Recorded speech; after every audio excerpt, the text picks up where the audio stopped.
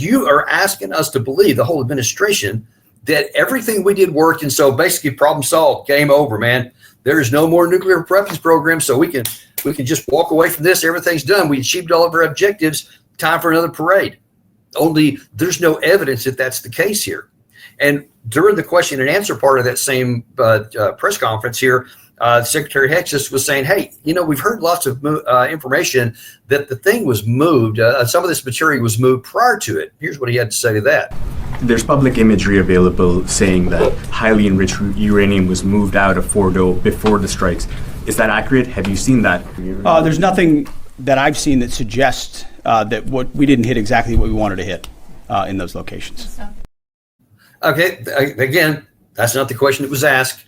They said there's lots of publicly available imagery out there, which we've shown you before from Maxar Technologies, I believe, and probably some others for that matter too, that shows lots of trucks parked up there, lined up like they were getting rid of a lot of stuff and things were being taken out. That was the question.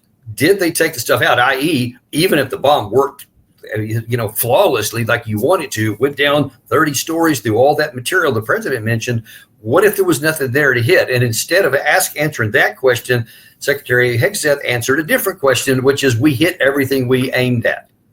So that's not answering the question. And unfortunately, it just bugs me when the reporters don't follow it up, at least as far as I saw. I don't know, maybe he did later, but he sure didn't make any of the hits that were put out there.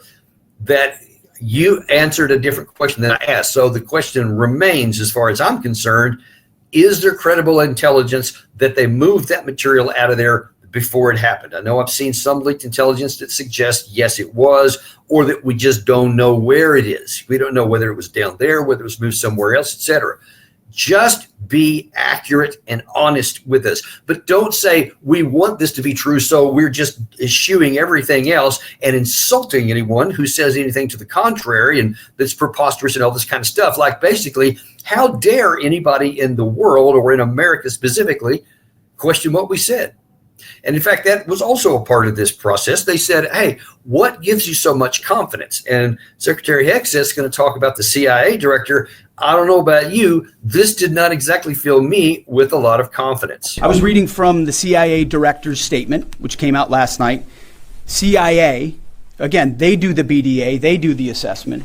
CIA can confirm that a body of credible intelligence indicates, it also goes on to say, new intelligence from historically reliable and accurate sources and methods. Now, you can imagine the CIA director is going to be very careful about how he articulates things of that sensitivity. Classified, secret, top secret, compartmentalized. He's going to know things that you're not going to know, that the press isn't going to know. And he's reflecting that the sources he's seeing are highly credible. They've given credible intelligence. They, or those processes, have given credible intelligence in the past. And that's what he's basing it on. So just trust me, bottom line. Just trust it. The CIA guy, I can't tell you anything about methods and can't tell you anything about sources. I can't even tell you what the intelligence is at all. But just trust me, because the guy's been right in the past. Some of our sources have been right in the past. So when we tell you this is the case here, just trust me and stop asking questions. Don't ask me any more questions, because we said this is what it was. And of course, the CIA, of course, never lies to anyone. They never give misinformation or disinformation to an American audience. So of course, that should just end all the questions right there. Come on, man. I mean, we're not stupid. And to go out there with this kind of a media circus, environment, like this is a Fox News broadcast or something that the anchor Hexus was given in the past. And just like I said, this is the story. Stop asking questions.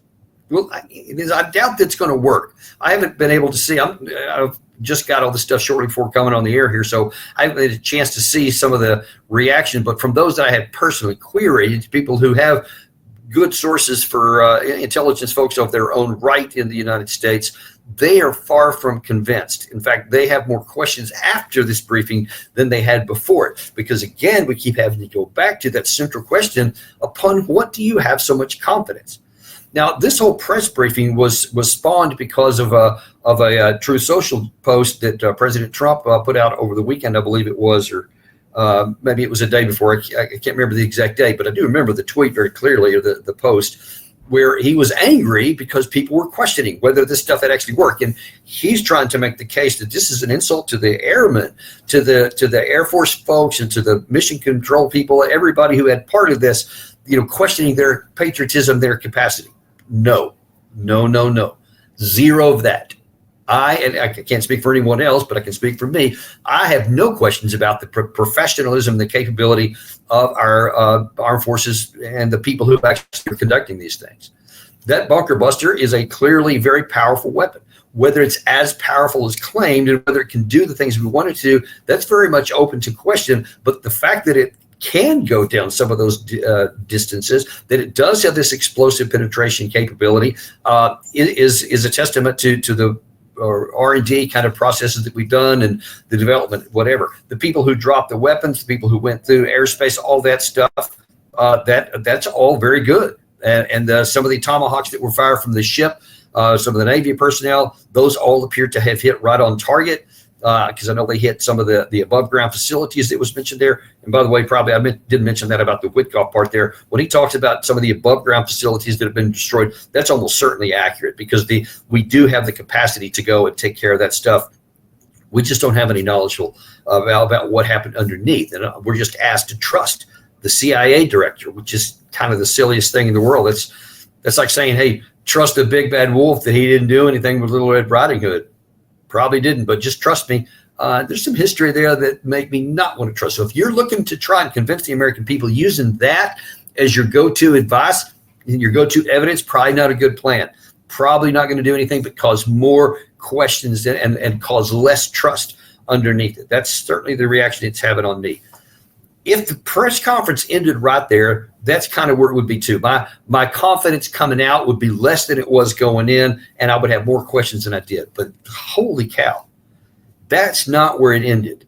The Secretary of Defense himself made another comment here, which just made my jaw drop. We'll see if it does for yours. I'm not going to set it up any more than that. Watch this, and we'll talk on the backside. I mean, what changed in the past 3 days that make you so, Sir, I think I think I explained what changed.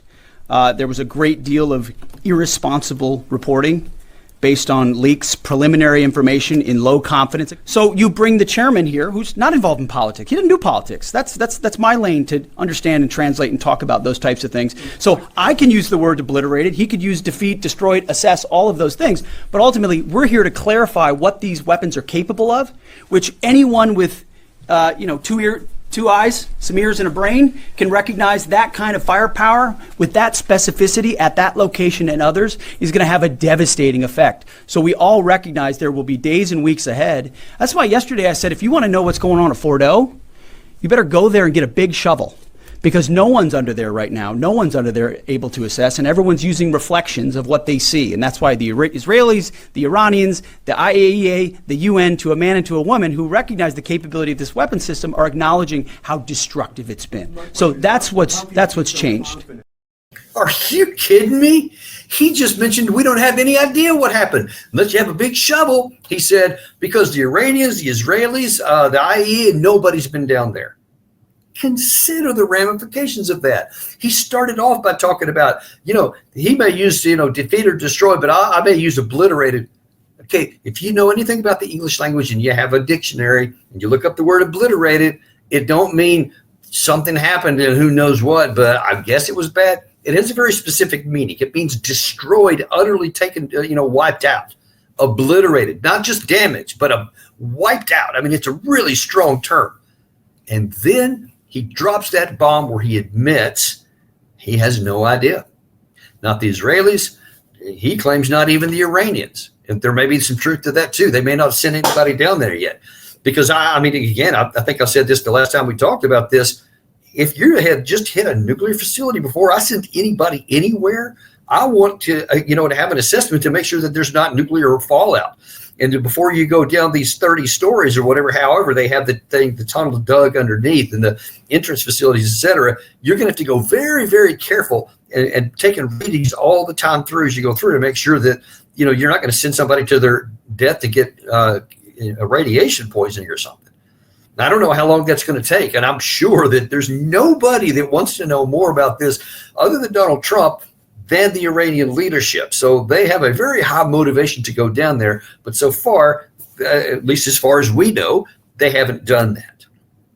But how then can this whole thing start that the president said minutes after the bombs impacted that it totally obliterated and destroyed everything when, and I said this at the time, you have no idea. Nobody knows. It's impossible to know that soon.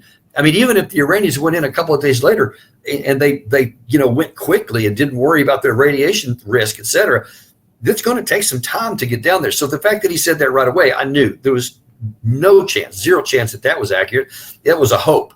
But then as the days continued to pass, and then we continue to make these statements that even more and more authoritative. There was a leak that came out, I want to say a few days afterwards, where there was some claim that leaked intelligence from the U.S. said that at best it set them back a few months, not even a couple of years, as some others were saying, but a few months. Well, that was attacked at the administration as saying that was just a portion of something that was leaked. It was one of the options that could have happened. They said it was listed as what's called a low confidence level, and I don't want to get into a lot of details, but there are certain things in the intelligence community that says, this could have happened, that could have happened, and this could have happened. And they will attach, we say this with low confidence, medium confidence, or high confidence. And that depends. There's a lot of internal things that goes on, has a lot to do with the level of validity that we can give to it, et cetera.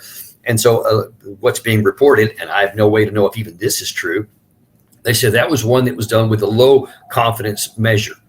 Now, if there was others that were high confidence, we don't know. But when you know, because he just told you that nobody has gone down there, ergo nobody, not the Israelis, not the Iranians, not the Americans, know what happened under the ground. To know whether that mission space, as General Kane called it, instead of being right here where your aim point was actually over here. Was actually over in this area, was actually over in this area over here because of a labyrinth of tunnels that changed directions and went all kinds of different directions. You have no idea.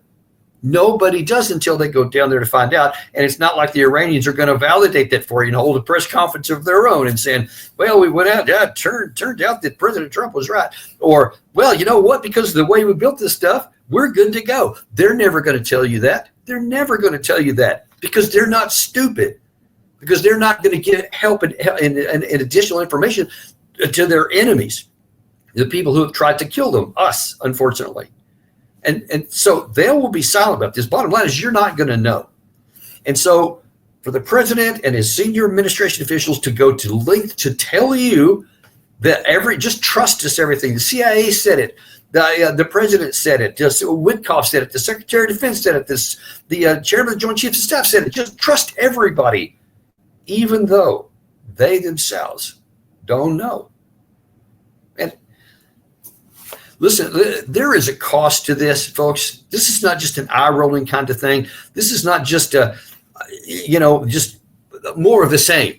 For example, this is eroding and continuing to degenerate the ability of Americans to trust our government. We can't take anything at face value. And then when we have these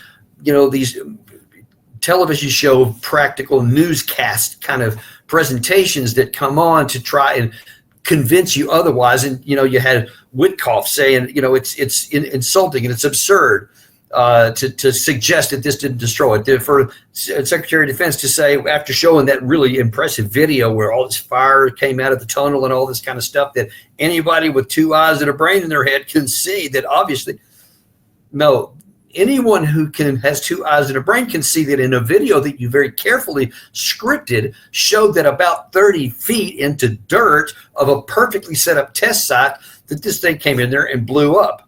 That's what we can say with confidence. But 30 stories, as the president added, of granite, concrete, and steel under who knows what kind of labyrinth of a tunnel that nobody knows about?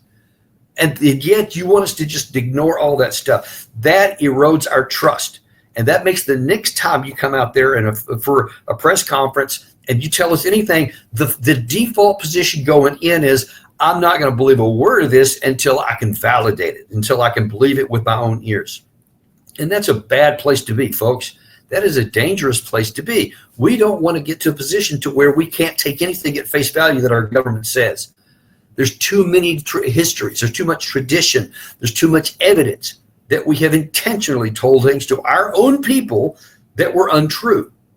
And like so many things I've been telling you about in recent weeks here, we don't want our actions to ever have consequences. Sure, we were exposed and found out a lot of things that were lies in the past, sometimes a few years ago, sometimes even from decades before.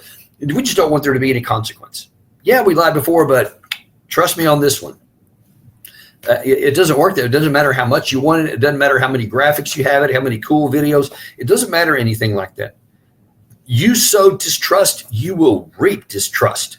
And then there may come a time, folks, when the government may desperately need people to believe them. And they may say something that seems implausible that may actually be true. But because of this wreckage of the destruction of trust and confidence that we have wrought because we wanted near-term gain in the past, we may not get them to believe us in the future. Something that we may need people to believe the government. That is the potential long-term consequence, far beyond just this embarrassment that is happening today.